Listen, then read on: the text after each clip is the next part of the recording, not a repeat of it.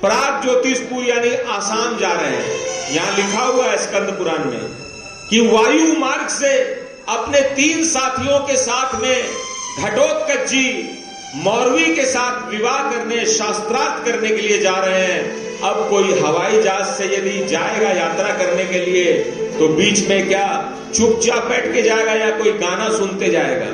तो यही वाला गाना सुनते हुए वो लोग जा रहे हैं। पहली पहली बार में शाम ने अपना लिया। तो इस तरह से वो लोग ये भजन सुनते सुनते प्राग ज्योतिषपुर पहुंच गए। अब उनका जो हवाई जहाज है वो प्राग ज्योतिषपुर यानी आसाम के आकाश में मंडरा रहा है। और तभी उनको एक प्लेन भूमि दिखती है। वहां पर वो लोग अपने हवाई जहाज को जू करके उतार गए और फिर वहां से वो लोग पैदल ही चलते हैं।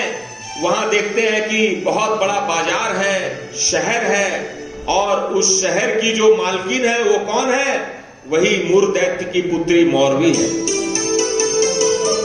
उस शहर में 10,000 लड़कियां घूम रही है बाजार में और 10,000 लड़के भी घूम रहे हैं। और वहां कितना अनुशासन है देखिए। वहां की आज महिला दिवस है और महिला दिवस पे मैं कहना चाहूंगा कि महिलाओं का सम्मान यदि करना है तो प्राग ज्योतिषपुर में जैसे वहां के निवासियों ने अपने प्राग ज्योतिषपुर की महिलाओं का सम्मान किया वैसे करना चाहिए।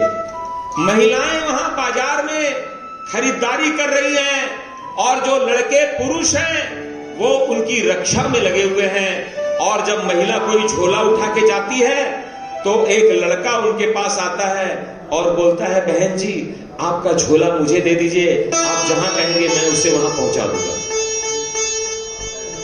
ऐसे वहां के पुरुष वहां की महिलाओं का सम्मान कर रहे हैं। इससे हमें सीखना चाहिए कि हमें महिलाओं का कैसे सम्मान करना चाहिए, कैसे आदर सत्कार करना चाहिए। और आजकल तो ऐसा होता है कि जहां महिलाओं को देखते हैं तो उनको बोलते हैं कि हटाओ ना, इसको छोड़ो, जाने दो ना, अपने ले जाएगी सामान। अब बताइए, महिलाएं खुद ही सामान ढो रही हैं, खुद ही शॉपिंग कर रही हैं और पुरुष लोग बैठ के घर में टीवी देख रहे हैं। ऐसा नहीं होना चाहिए। महिलाओं को जो है, चलिए घर में काम काज कर रही है ठीक है, लेकिन बाहर का कोई काम हो और पुरुष यदि हो तो वो जो है सो स्वयं करे। महिलाओं को ज्यादा से ज्यादा सम्मान करना चाहिए, इज्जत देना चाहिए। अपने माँ बहन को सब इज्जत देंगे तो सभी को एक दूसरे को इज्जत देना सीख जाएंगे। तो बोलिए कृष्ण कन्हैया लाल की। और तभी घटोत्कच को एक बहुत बड़ा महल दिखाई दिया जो कि अन्य महलों से बहुत अधिक ऊंचा था वो महल। और वो उस महल के द्वार पर पहुंच गए। वहां पर जो द्वार पे जो प्रहरणी है, रिसेप्शनिस्ट है, जो वॉचमैन है वो फीमेल है, महिला वॉचमैन है।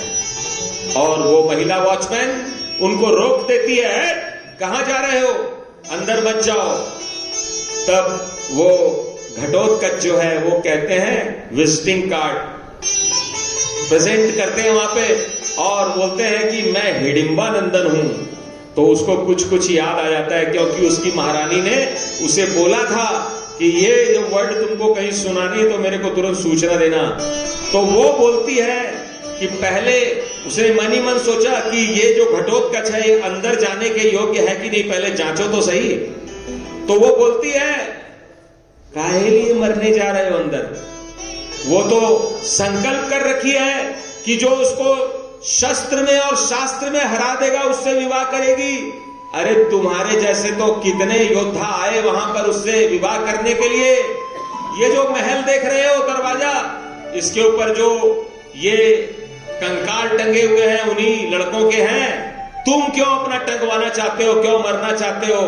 इससे तो अच्छा तुम मेरे से ही विवाह कर लो। बताइए कैसी वॉचमैन है वो। कोई मालिक से मिलने आया है तो वो वॉचमैन महिला बोलती है घटोत्कच को मेरे से ही विवाह कर लो। तो घटोत्कच ने बोला कि हमारा लक्ष्य तुम नहीं हो, हम तो तुम्हारी मालकिन राजकुमारी जो है मौरवी से विवाह करने आए हैं। हैं उसको शस्त्र और शास्त्र में पराजित करने आए हैं। दरअसल वो जो वॉचमैन है जिसका नाम कर्णा प्रावर्णा है, वो उसको लालच दे रही है कि देखते हैं कि ये इधर उधर भटकता है या अर्जुन की तरह इसका निशाना मछली की आंख ही है। और फिर जब वो देखती है कि नहीं ये लालच में नहीं फंसा, तो बोलती है कि तुम यहीं ठहरो, मैं मिल के आती हूं। और फिर वो जाती है, वहां कहती है कि एक पुरुष आया, बड़ा सजीला हट्टा कट्टा है। तो मौरवी कहती है अरे क्या नाम बताया? बोला हिडिंबा नंदन। बोला जल्दी से उसको भेजो। फिर वो आती है और बोलती है जाओ। और फिर घटोत्कच जो है, जैसे शेर सुमेरु पर्वत की गुफा में प्रवेश करता है, वैसे ही घटोत्कच चलते हुए मौरवी के तरफ में बढ़ते हैं। देखते हैं कि वो एक झूले पर बैठी हुई है और झूला झूल रही है। और झूला झूलती हुई मौरवी घटोत्कच को सामने में देखती आते हुए, तो वो क्या सोचती है? धिक्कार है मुझे, धिक्कार है मुझे। यदि आज मैं संकल्प नहीं की होती कि जो मुझे शस्त्र और शास्त्र में हरा देगा उसी से विवाह करूंगी, मैं इस संकल्प में बंधी हुई हूं। यदि मैं इस संकल्प में बंधी हुई नहीं होती तो मैं आगे से चल के इस युवक को कहती कि मैं तुमसे विवाह करना चाहती हूं। बोलो घटोत्कच महाराज की। और घटोत्कच जब उनके सामने में गए तो घटोत्कच ने देखा कि जैसे भगवान कृष्ण ने इस लड़की का वर्णन किया था कि विद्युत किसी आभा वाली बहुत ही सुंदर कन्या है वो मौरवी, तो सचमुच में उस मौरवी से विद्युत किसी माने बिजली किसी आभा निकल रही थी। बड़ी ही माने सुंदर लग रही थी मौरवी। और फिर घटोत्कच ने कहा कि ऐ तुम मेरा स्वागत करो, सत्कार करो। तब उस लड़की को गुस्सा आ गया। उसने जो है बोला अभी तुम्हारा सत्कार करती हूं। और वो झूले की जो सांकल होती है लोहे की, उसको निकाल के घटोत्कच के ऊपर में वार कर दिया, माने लड़ाई करने लगी।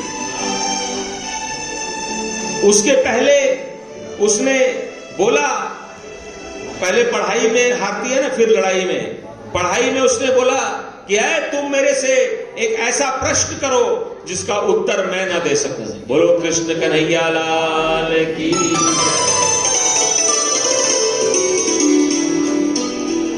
भगवान जी ने बोला कि अभी 1 मिनट रुको, पहले मैं आ जाता हूं, फिर मेरे सामने में कथा करना। बोलो बोलो प्रेमियों श्याम